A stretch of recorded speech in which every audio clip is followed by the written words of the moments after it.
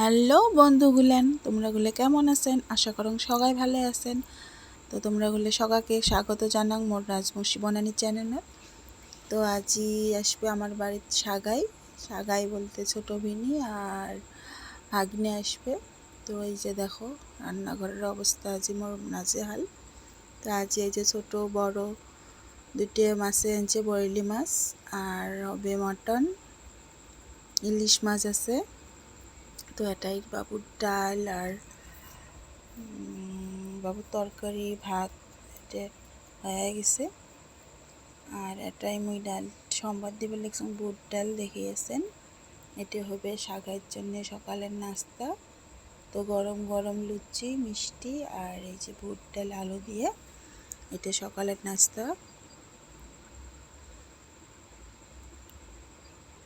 তো ওই যে আলুগুলো যে বড় বড় করে কাটি মানে সিদ্ধ করছম, ওগুলো এটাই মুই করে ছোট ছোট করে নিছম। পরে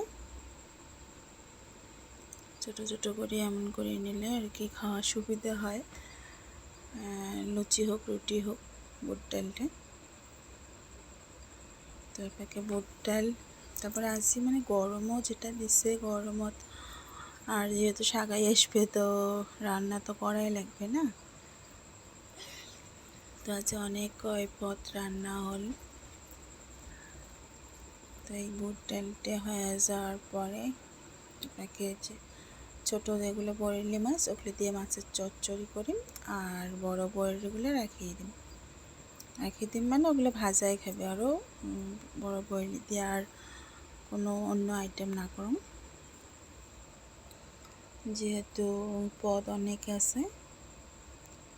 আর এটাই কোনা মানে বাঁধাকপি ঘন্ট।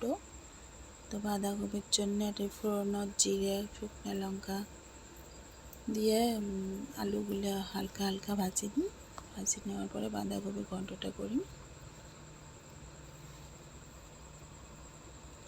আর এটাকে এই যে ভাতটা হয়ে গেছে প্রায়, দেখো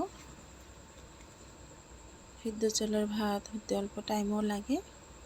তো দেখলাম আরও ভাতটা কত দূর হল। তারপরে এটাকে ঘন্টার জন্য আলুগুলো যে ভাজা হয়ে গেছে মোটামুটি। তারপরে বাঁধাকপিগুলি দিলাম সাইডে। আর এই বছর আজই বাঁধাকপি প্রথম আনা হল, মানে শীতকালত যেহেতু বাঁধাকপিটা হয়। আর এলা তো সবসময় সব পাওয়া যায়, তো আজকে আনেন। আর এপাকে বাবু এই যে ট্রেন্ডিং ভিডিওটা চলছে যে ইয়ে করবে, তো জল তো বাড়ে না হল।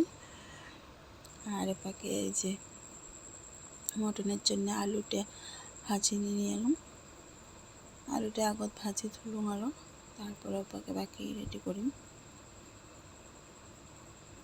আলুটা এমন করে হালকা হালকা করে ভাজি নেওয়ার পরে এটাকে মোর ঘন্টটা হয়ে গেল প্রায়, বাঁধাকপি ঘন্টটা। তারপরে এই যে শাক দিয়ে দিলাম সকালের জলখাবার। এই যে শাকাই কয়া আসং এই গরমত কেন আসা লাগে। তো এই যে আর এপাকে মই করে তেল বসে দিছং। এতে দিছং শুকনো লঙ্কা তেজপাতা আর পেঁয়াজ দিয়ে ফোড়ন দিয়ে এটাই যে ছোটো বয়েলি মাছটার চচ্চড়ি করিম যে। তো এটাকে মই প্রথমে চচ্চড়িটা বসে দিম।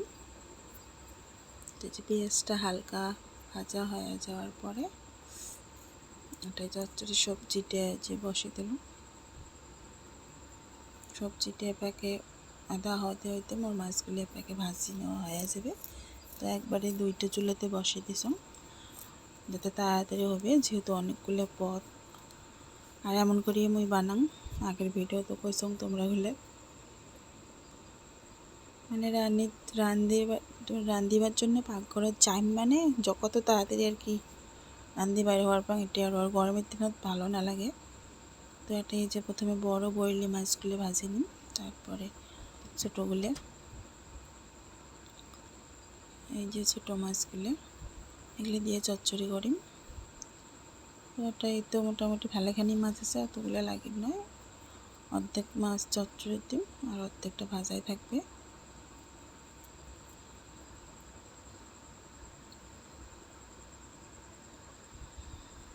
আর বড় মাছগুলো ভাজা হয়ে গেছে এটাই। আর এপাকে ভাবলাম কি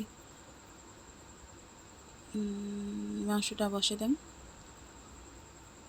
তো এটি চুলে দিলুম মাংসর জন্য তেজপাতা, শুকনো লঙ্কা, অল্প জিরে দিয়ে তারপরে পেঁয়াজগুলো দিলাম।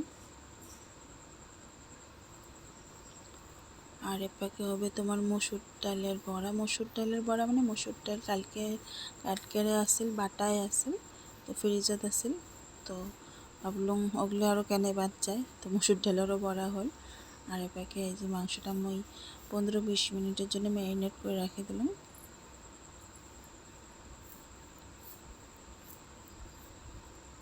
ম্যারিনেট করে রাখলে কি হয় কি লবণটা ভিতরে ঢোকে আর মাংসটা খুব তাড়াতাড়ি সিদ্ধ হয় আর কি।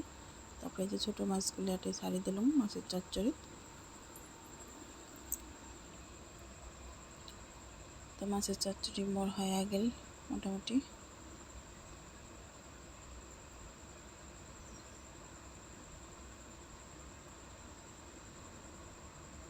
আর এপাকে যে মাংসর জন্যে পেঁয়াজটা বাদামি কালার হয়ে আসছে আরও, তাহলে আমি ম্যারিনেট করে রাখা মাংসটা দিলাম ছাড়ি। তারপরে মশলাগুলো সব আগতে রেডি করে রাখলাম। মশলাটা আগতে রেডি করে রাখলে আর কি পরে তাও তাড়াতাড়ি হয়ে যায়। মেন তো জোগাড় করাটার কথা না, রান্নার বসলে তো রান্না তাড়াতাড়ি হয়ে যায় সব রেডি করে রাখলে। তো এই যে মাংসটা ভাজা হয়ে যাওয়ার পরে মশলাগুলো একটা একটা করে সব দিয়ে দিই। তো প্রথমে পেঁয়াজ দিয়ে দিলাম, পেঁয়াজ দিয়ে আর কি পেঁয়াজটা ভালো করে ভাজিয়ে নিই। পেঁয়াজটা দেওয়ার পরে এখন আদা রসুন জিরে সবগুলো দিয়ে ভালো করে মশলাগুলো ভাজিয়ে নিই। মশলাগুলো ভাজিয়ে নেওয়ার পরে তারপরে ওটি কষানোর জল দিম। আর এপাকে কন্ত কি বানাইম, এপাকে বানাইম আসল জিনিস আমার রাজবংশী মানুষের শীতল শাঁকা। শীতল শাঁকা না হলে কি চলে কন? তো এটাই খনা এই যে অল্প আর ছেঁকা বানালে ছেঁকার তো অল্প করে তেল দেওয়া লাগে, যাই ছেঁকা খায় বা বানায় সবাই জানে। তো অল্প তেল দিয়ে এই যে কাঁচা লঙ্কা রসুন এগুলো হালকা করে ভাজি নিন। আর ছেঁকা বানালে তোমার বেশি না ভাজে আর কি রসুন কাঁচা লঙ্কাটা। তো তারপরে এই যে এটা শীতল দিয়ে দিলাম, শীতলটা ভাঙিয়ে নিয়ে ভালো করে ভাজে নিলাম। তারপরে মাংসটার মশলাগুলো তো ডিমের ভাজা হয়ে গেল মোটামুটি। আর একটাই ছেঁকা দিয়ে দিলাম ভাতের মাড়ি। তারপরে এই যে আলু দিয়ে মাংসটা ভাজিয়ে তারপরে যে কষানোর জল দিলাম, কষানোর জল দিয়ে মাংসটা আমি ঢাকিয়ে দিন কষানো হয়ে থাক। আর এই যে ফাইনালি ছেঁকা লাউ পাতা দিয়ে লাউ পাত ভাতের মাড়ি সেজল ছেঁকার মেইন। আর এটাই তোমার এই যে ইলিশ মাছও আছে রান্ধে। তো ছেঁকাটা এটাই মোর হয়ে গেল মোটামুটি কমপ্লিট। তারপরে এই যে ইলিশ মাছটা অর্ধেক কড়া করে ভাজিম আর অর্ধেক মানে ইলিশ মাছ ভাপা করিম। তো ইলিশ মাছ ভাজা যেটা ওটা ভালো করে ভেজে নেওয়া লাগে, আমরা মানে ভাজাই খাবো যেহেতু মাংস আছে। আর পাতুরি করিম শাকের জন্যে। তো অল্প কয় পিস হালকা ভাজি নিয়ে পাতুরি করিম। আর এটাই যে ইলিশ মাছটা বসে দিন, শুকনো লঙ্কা পেঁয়াজ দিয়ে ভাজি নিয়ে সর্ষে বাটা দিয়ে ইলিশ মাছটা করিম।